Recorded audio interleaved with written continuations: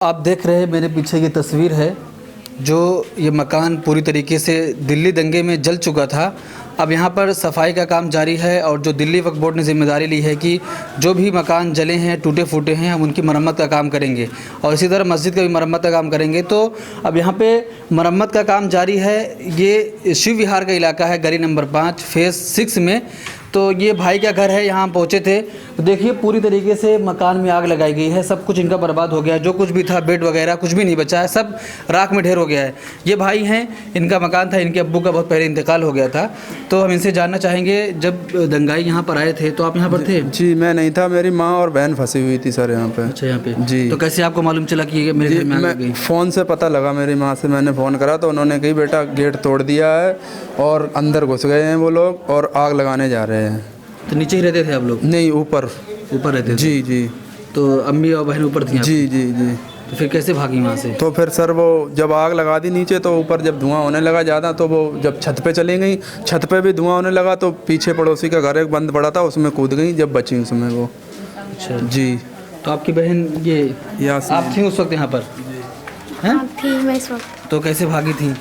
कैसे मतलब जब उन्होंने गेट पे लात मारी ना तो उसके 10 मिनट बाद फिर हम निकले, मतलब कमरे से फिर बाहर निकले। फिर धुआं भी बर्दाश्त नहीं हो रहा था, फिर भाग के छत पे गए। फिर छत पे ही बर्दाश्त नहीं हो रहा था, फिर मेरे पत्थर लग गया। फिर कह रहे छत पे भी रहना ठीक नहीं है। फिर हम पीछे की मतलब दूसरे के घर में कूद गए। अच्छा, इसी बिल्डिंग हाँ, के पीछे? हाँ। तो देखिए ये बच्ची थी उस वक्त यहाँ पर फंसी हुई थी, इनकी अम्मी थी साथ में, ये लोग छत पे थे। तो आग इतनी भयानक लगी हुई थी कि बर्दाश्त नहीं हो रहा था। तो ये लोग पीछे जो मकान है वो बता रहे हैं खाली रहता था, तो उसमें ये लोग कूद गए थे अपनी जान बचाने के लिए। हाँ, इसके पीछे तो सारी चीज़ें यहाँ पर थी वो ख़त्म हो गई हैं। और ये बच्ची देखिए इतनी छोटी सी बच्ची है और ये भी घबराई थी, इनकी अम्मी साथ में थी।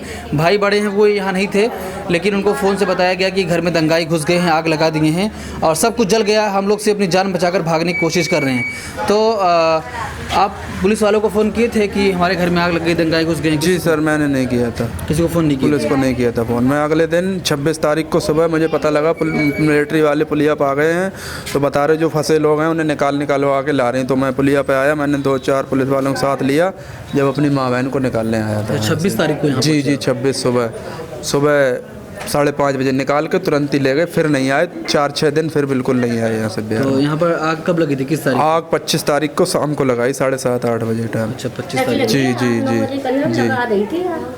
देखिए शाम में आग लगती है और पूरी रात ये लोग किस खौफ और दहशत में रहे होंगे आप अंदाज़ा कर सकते हैं कि अपना मकान छोड़कर जो पीछे बिल्डिंग है उसमें कूद गए थे और अपनी जान बचाए।